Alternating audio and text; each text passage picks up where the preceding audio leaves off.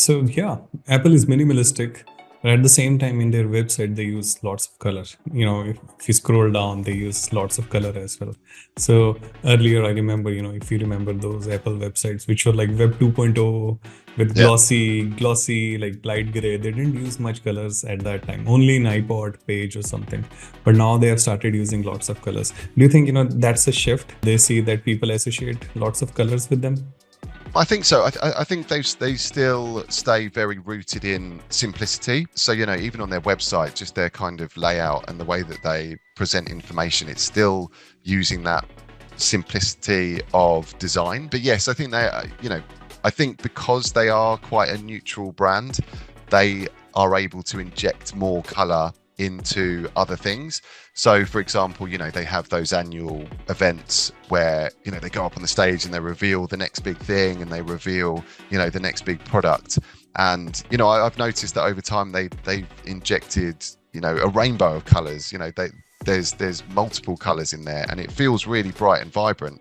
And I think that's probably almost their simple design and brand identity allows them to do that because they can inject color into other things like those presentations that they do, like their web pages if they choose to do so. Apple TV Plus as well. Like me and my wife watch quite a lot of stuff on Apple TV Plus, and I'm quite surprised. Their UI is not the most intuitive, but it still kind of feels quite slick, and it still feels quite Apple, if you like. And even on those portals or on those pages, there's not a huge amount of color. So I do think Apple have kind of positioned themselves to almost be this very confident, simple brand, but when they want to have those moments where they really want to make an impact, they can start to bring more vibrancy and more color into the brand.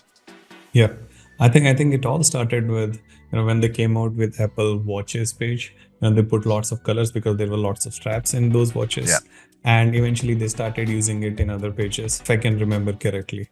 Yeah, Well, they you started have. because they started. I guess when it came to products, like you're saying with the Apple Watch, when they released things like the iPod, that was just sleek white. Like Yeah. you could just buy it in white. And then when they released the iPhone, they were typically black. And then I guess over time they've started to introduce, a kind of variety of colors that you can buy, iPads and iPhones in. So I think it's kind of, they've almost built their sort of brand foundations. It feels like a trusted, simple brand, but now they can start to inject color.